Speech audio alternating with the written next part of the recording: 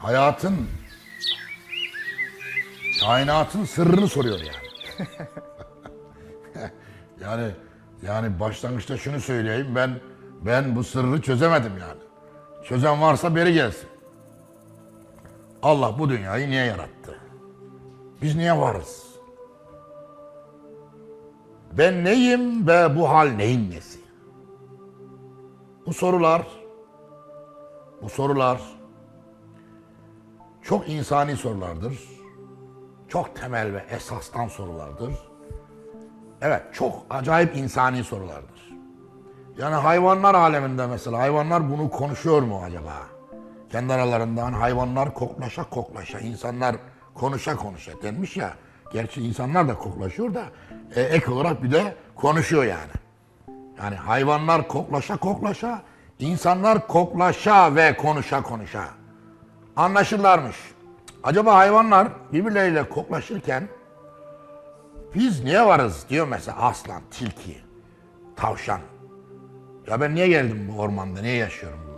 Ben neyim, bu hal neyin nesi? Bunu kim yarattı? Bana sormadan beni niye yarattı? Böyle sorular soruyorlar mı acaba? Bunlar çok insani sorular. Ve çok insana dair sorular ve bu soruların cevapları sevgili seyirciler, şöyle bir laf edeceğim. Bu soruların cevapları cevabın ne olduğuna bakılmaksızın saygıdeğerdir, değerlidir. Neden dolayı? Bu insani sorunun peşine düştüğünden dolayı değerlidir. Çünkü çok insani. İnsan böyle bir şey zaten. Niye varım? Ben kimim? Bu hal neyin nesi? Bu çok insani bir sorudur. Buna dair verip verecek cevaplar daha çok değerlidir. Bunun peşinde gitmek de çok insanca, pek insanca bir davranıştır. Hani Nietzsche'nin bir kitabı var. İnsanca, pek insanca der. Mesela Nietzsche'nin bu tür sorulara verdiği cevaplar cevabın ne olduğuna bakmaksızın çok değerlidir. Neden? Çünkü bu sorunun peşine düşmüş adam. Delirmiş. Sırrı çözeceğim diye. Delirmiş. Delirdi, öldü Nietzsche. Yani insanlar bu hastalığa delirme deniyor. Beyni zonkladı. Beyninde depremler olmuş adamın. Neden varım? Niye bu dünyaya atıldım? İnsanca, pek insanca. Öyle buyurdu Zerdüşt diye kitapları var. Yani düşünen bir beyin. Diyeceksiniz ki ya adama örnek gösteriyorsun da adam düşünmekten delirmiş. Bunu niye örnek gösteriyorsun? Ya oradaki delirmek sizin bildiğiniz anlamda herkes öyle olacak diye bir şey yok. Pek insanca bir çaba yani, onu demek istiyorum. Verdiği cevap önemli değil. Şimdi sevgili seyirciler, ben İlahiyat Fakültesi'nde okudum. Dini camialarda çok bulundum. Ömrüm dini ortamlarda geçti. Bir de var, çok dini bir ortam olan evde büyüdüm. Ben hatırlıyorum, evde ne hatırlıyorum? Böyle sürekli namaz kılan, abdest alan, Ramazanlarda pencerenin kenarına oturup böyle Kur'an okuyan ve baş köşede Kur'an-ı Kerim duran, 6 yaşında, 7 yaşından itibaren kendimi Kur'an kurslarında falan buldum. Oralarda elif, bağ falan öğretiyordum. İlk Kur'an-ı Kerim bana babam öğretti. Dindar bir adamdı. Gönüllü camiye giderdi. Hatta geçenlerde bu pandemi döneminde eve kapandığımız için sürekli kitap yaz oku, vakit geçmiyor. Kendime uğraşlar buldum. Bunlardan bir tanesi de oturduğumuz evleri Google'dan arattım. Google Earth diye bir program var. Gidiyorsun, oturduğun evi böyle damdan sana gösteriyor, uydudan. Böyle bir sürü ev çıkardım Anadolu'da, Kayseri'de, Orta Anadolu'da filan. Baktım, babamla beraber oturduğumuz evlerin tamamı mahallenin camisinin hemen yanında. Yani adam gitmiş, önce camiyi bulmuş, sonra o caminin yanından bir ev tutmuş. Çünkü ömrü camide geçirdi, memurdu. İmam veya müezzin değildi. Gönüllü gider, bedava müezzinlik, imamlık yapar. Çok severdi ezan okumayı, namaz kıldırmayı. namazlardan sonra, yatsıdan sonra Amener Resulü falan okumayı. Ben de çok okurdum. Onunla beraber giderdim. Müezzinlik yapardım, camiye çıkardım, ezan okurdum. Caminin minarelerinde güvercin yuvalarım falan vardı. Arkadaşlarım aşağıda futbol topu oynardı. Ben orada camiden onlara seslenirdim. Minareden ezan okuduktan sonra falan. Yani çok böyle dini ortamlarda geçti. Sonra İlahiyat Fakültesine girdim. Cemaatlerde medrese hocalarından, oradan buradan bir sürü Arapçaya falan merak saldım. Hep bu işlerle uğraştım. Ve lafı şuraya bağlayacağım. Ben kimim ve bu hal neyin nesi? Ben bu dünyada niye varım sorusunu camilerde, ilahiyat fakültelerinde, kampüslerde, Kur'an kurslarında, dini merkezlerde, ortamlarda, hatta biraz daha genişleteyim, kilisede, havrada, Budist tapınaklarında, keşiş meyhanelerinde değil, buna dair en içten soruyor. Çünkü onlar bunu biraz meslek olarak icra ediyorlar. Meyhanede gördüm. Veya bir meyhane türküsünde gördüm.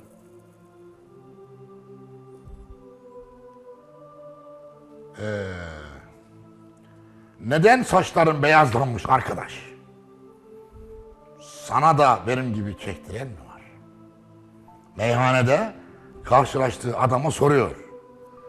Niye diyor saçların beyazlanmış? Sana da diyor benim gibi çektiren mi var? Görüyorum ki her gün meyhanedesin. Soruyor ona. Sana bunu diyor içtiren şey nedir?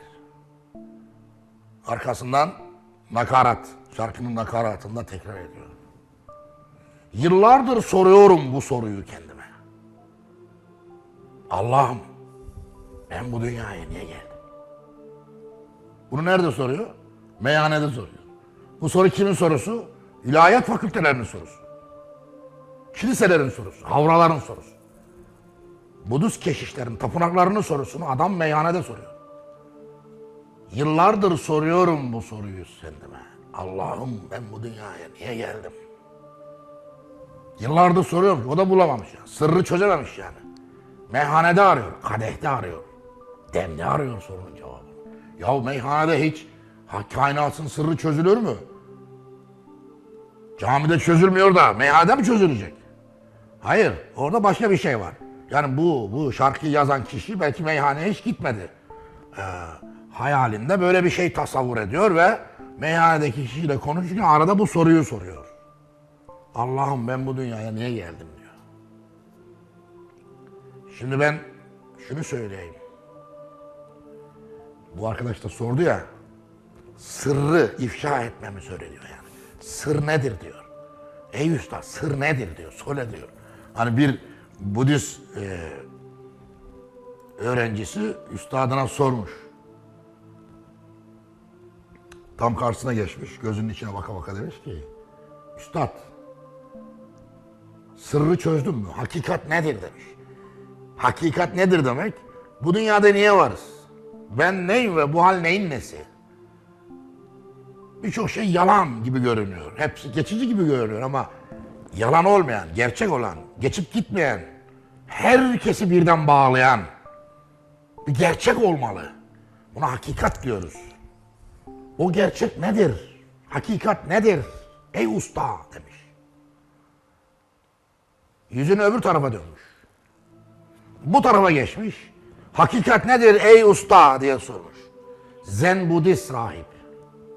Zen Budizm diye Uzak Doğu'da bu işlerle çok ilgilenen bir din var. Ben bütün dinlerin ortak noktasının aynı olduğunu inanırım. Ve dinleri düşmanca bakmam. Tapınaklara, kiliselere, havralara, Zen Budist rahiplerine, cemevlerine, camilere asla düşmanca bakmam. Hepsi de sırrı çözmek için açılmış mekanlardır ve hiçbiri de sırrı çözememiştir ve çözemeyecektir. Sırrı ifşa olan gidiyor zaten, merak etmeyin. Ölüm diye bir şey var. Tam yaklaşıyor, tam çözüp gitmiş. Sonra arkadan yeni gelenler tekrar uğraşıyor. Öyle bir gizem var yani. Gördüklerimi söylüyorum. Zen Budist rahibe talebesi sormuş. Bu sefer sol tarafa geçmiş. Demiş ki Üstad hakikat nedir diye sordum. Yine susmuş. Yine önüne geçmiş. Dördüncü kez Üstad hakikat nedir? Söyledim ya demiş. Ne söyledi? Sustu. Ne demek istiyor? Şunu demek istiyor. Konuşarak hakikati anlayamaz. Susarak anlarsın. Hakikatin ne olduğunu duyumsayarak, içsel tecrübeler yaşayarak, hissederek belki biraz anlayabilirsin. Yani ne olduğuna dair duyumsamalarda bulunabilirsin. Lafla, kelimeyle, izahatla bunu anlaman zordur demek istemiş. Sonra başka bir öğrenci gelmiş. Ben demiş artık uçtum hakikati aramaktan, gerçeğe ulaştım. Ne yaptım demiş. Suyun üstünde yürüyerek geçiyorum karşı tarafa demiş. Bunun için kaç yıl uğraştın demiş. 27 yıl. 27 yılda erdim. Artık suyun üstünde böyle karşı tarafa geçiyorum. 27 yıl sırf bunu elde etmek için uğraştım demiş. Yine üstadı ona cevap vermiş. Demiş ki hiç verdin mi? Hiç vazgeçtin mi bir şeyden? Yok demiş. Hep suyun üstünden nasıl geçeceğim diye kafa yordum. 27 yıl buna geçti. Sen demiş daha hakikatin kıyısına daha gelememişsin. 27 yıl denizin üstünde yürümeyi öğrenmişsin ama hakikatin kıyısında bile değilsin sen demiş. Ve sorduğu soru çok anlamlı. Hiç verdin mi? Hiçbir şeyden vazgeçtin mi? Bunlar olmadan sen demek hakikate ereceksin öyle mi? Şimdi sonuca geliyorum. Benim hazır bir cevabım yok buna. Niye yaratıldık? Bu dünya niye var? Allah ne maksatla bizi yarattı? Niye yaratıp duruyor hala? Niye bu devran dönüyor hala? Kaç yüzyıl oldu? 100.000 kere doldu boşaldı kainat. Niye hala dolup boşanıyor? Niye ölüyorlar, niye doğuyorlar? Ölenler nereye gidiyor? Doğanlar niye doğuyor? Bu sırrı çözdün mü? Hayır. Benim buna hazır bir cevabım yok. Bana böyle bir soru soranlara bunu söylüyorum ben. Kendimi tatmin ettiğim bazı cevaplarım var tabii. Şimdi ne olmuş oluyor o zaman? Bunlar kendimizi tatmin eden sorulardı. İşte Kur'an'a bakıyorum. Mesela Sokrates demiş ki, filozof Sokrates, buna çok katılıyorum. Kur'an'ın ruhuna da uygun, benim öğretilerime de yakın duruyor. Demiş ki, sonunda anladım ki, şu hayatta erdemden başka yüce bir değer yok demiş. Erdem nedir üstad diye sorduklarında da başkası için bir şey yapmaktır demiş. Yani bu dünyada var olmamızın sebebi, en insani sebebi ne olabilir? Sevgili seyirciler, düşünün. Şu dünyada, şu hayatta bir insan olarak var olmamızın en mantıklı, en akla yatkın, en insani cevabı ne olabilir? İşte Sokrates de onu söylüyor. Diyor ki, başka bir insanın acısını dindirmek için varız. En mantıklı varoluş budur diyor. Başka bir insanın, başka bir insan kardeşinin, sen acı çekmiyorsun ama o acı çekiyor. Acılar içinde kıvranıyor. Sen de bir insan olarak gidiyorsun, onun acısına merhem sürüyorsun. Onun elinden tutuyorsun, kaldırıyorsun, iyileştirmeye çalışıyorsun. Niye? Acı çekmesin diye. Bundan daha büyük bir insani gaye olamaz diyor. İnsanların yeryüzündeki varlık sebebi budur diyor. Bundan başka da bir izahat beni tatmin etmiyor diyor. Niye varız? Bir acıyı dindirmek için varız. Başka türlü var olma sebepleri olamaz mı? Olabilir canım. Yani yerleri gökleri keşfetmek için şudur budur bir sürü izahat yaparsın. Yani şunun için varız, bunun için varız. Mesela Mecusi teolojisi bu soruyu şöyle cevaplandırmış. Yeryüzünde, kainatta, yani kainatın sırrını böyle çözmüş. Sırrı böyle çözmüş. Yani ben sırrı çözemedim de bu hususta agnostiyim yani. Yani Allah'a inancım var, o hususta değil ama sırrın ne olduğu konusunda keskin ve mutlak sözler söylemekten çekiniyorum. Çünkü hakikaten bilmiyorum yani. Sırrı çözmem için Allah'la falan görüşmüş olmam lazım. Bunlarsa bir takım yorumlar oluyor. Allah'ın kitabını yorumluyoruz yani. Yorum da direkt gerçek anlamına gelmez. Şimdi Allah konusunda, Tanrı konusunda biliyorsunuz felsefede üç büyük akım vardır. Deizm, agnostizm, ateizm. Deizm vardır der, ateizm yoktur der, agnostizm ortada durur. Ne ortada duruyor? Ne vardır ne yoktur demek için değil. İkisinin ortasını bulmak için değil. Hem vardır hem yoktur demek için değil. Her ikisine de dur diye konuştukları için yoktur. Bak yargı bildiriyor. Görmediği bir şey hakkında yoktur. Ne biliyorsun olmadığını? Öbürü ne diyor? Vardır diyor. O da görmediği bir şey hakkında kesin yargıda bulunuyor. Dur, küllü dırdurun haberün diye Arapça bir söz vardır. Yani bütün durla biten şeyler kesin yargı ifade eder. Agnostizm ikisine de birden diyor ki ya niye bu kadar kesin konuşuyorsunuz? Siz Tanrı mısınız? Siz sırrı mı çözdünüz? Nasıl böyle kesin konuşabilir? Buna cüret yani. Senin boyun ne? Kilon ne kadar? Uçaktan baktığında kibrit çöpünün içindeki kibrit çöpünün başındaki ateş kadar bile görünmüyorsun yani. Toz zerreci bile değilsin yukarıdan baktığında. Nasıl böyle kesin konuşuyorsunuz? Buna cüret. Şöyle değil. Tam bilmiyorum. Tam bilmiyorum. Belki ileride öğrenirim bilmiyorum ama şu anda böyle kesin konuşamayız yani. İnanç olarak kesin olabiliriz. Ama o inançtır, bilgi değildir. Bilgide kesin dur diye hiçbir şeyler olmaz. Benim inancım var. Kesinlikle Allah vardır. Benim öyle inanıyorum. Tamam. Dersin ki ben kesinlikle dünyanın 2 tane öküzün boynuzu üzerinde durduğuna inanıyorum. Tamam, inan. İnanç çünkü. İnanca bir şey diyemeyiz ki. İnançlar çok kesin de olabilir. Ama kesin inançlı olmamak lazım yine de. Ama inancından mutmain de olabilir insanlar. Ama dünya öküzün boynuzu üzerinde duruyor diyen bir kesin inançlıya bizim söyleyeceğimiz şudur. Tamam buna inanabilirsin. Bir şey demiyoruz. Senin bundan vazgeçiremeyiz çünkü bilgi burada sökmez. Çünkü inanıyor adam. İnanana bilgiyle yaklaşamazsın. Sadece ona tamam kardeşim. Sen de kalsın bu dersin. İçinde tut bunu dersin. Bununla dünyayı yönetmeye kalkma dersin.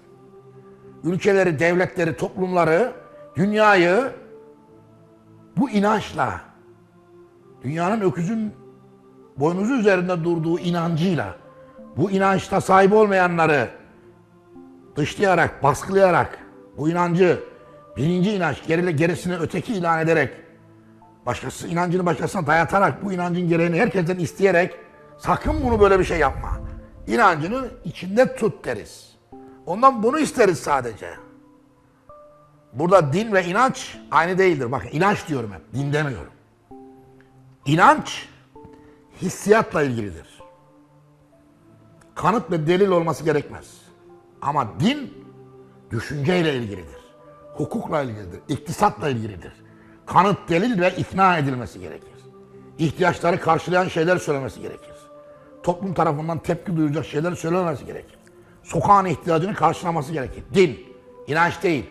İstediğine inan, o ayrı bir. İnanç hissiyatla ilgili. Şimdi bu din ve inanç ayrımını yapan da fazla yok. Dini inanç zannediyor, inancı din zannediyorlar. Birçok kimse böyle. Dini inançlarla, dinle bir ülke yönetilmez diyor mesela. Hayır, inançla yönetilmez. Din ayrıdır, inanç ayrıdır. Din yol demektir. Bazı dinler çok güzel şeyler de söylüyor olabilir. Dinlerde çok güzel hükümler de olmuş olabilir. Mesela bizim dinimiz diyor ki Allah size adaletle emreder. Allah size adaleti emreder. Ülke adaletle yönetilmesin mi yani? İşte sana dini emir buyur. Doğru olun, dürüst olun. Yolsuzluk yapmayın, rüşvet yemeyin. Emeğinizle geçinin. Alın terinizle çalışın. Bunlar hepsi Allah'ın emirleri. Yani ülkeler bunlarla yönetilmesin mi? Tam da ülkeyi yönetenlere lazım bu asıl. Harama el uzatma. Adam fakir zaten. Harama el uzatma. Haram yeme. Hırsızlık yapma. Öldürme. Emri kime lazım? Elinde silah bulunana lazım. Bir makamda oturana lazım. Milletin vergisi, örtülü ödeneği elinin altında. Emrinde olana lazım. El uzatma diyor. El uzatma diyor. Yoksa keserim o eli diyor. Din bunu diyor. Bu da kesmek de sembolik anlamdadır. Yani insanların alın terine vergisini el uzatma. Kendi alın terinden başkasına göz dikme diyor. Bu emirler kime lazım? Öldürme, çalma emirleri. Yönetenlere lazım. Adamın elinde silah yok. Bir tabanca bile kullanmamış. Adam zaten fakir fukara, emrinde bir asker yok, polis yok, kasa yok. Vergi yok, örtülü ödenek yok. Bu adam neyi çalacak birader? Zenginlere, güçlülere, makam sahiplerine lazım asıl dini emirler. Onlar buna uyacaklar. Dolayısıyla buradaki ben dini emirleri evrensel ahlak ve insanlık ilkeleri olarak anlıyorum. Namaz kılmak, oruç tutmak, hacca gitmek olarak anlamıyorum. Onlar inancın gereğidir. Bak o inancı oradan ayırıyoruz. Bu ayrımı da yapmak lazım. Evet. Neyse şimdi gelelim dönelim kainatın sırrına tekrar. Ben burada kesin bir şey söylemiyorum. Mesela İbn Sina demiştir ki vacibül vücub yani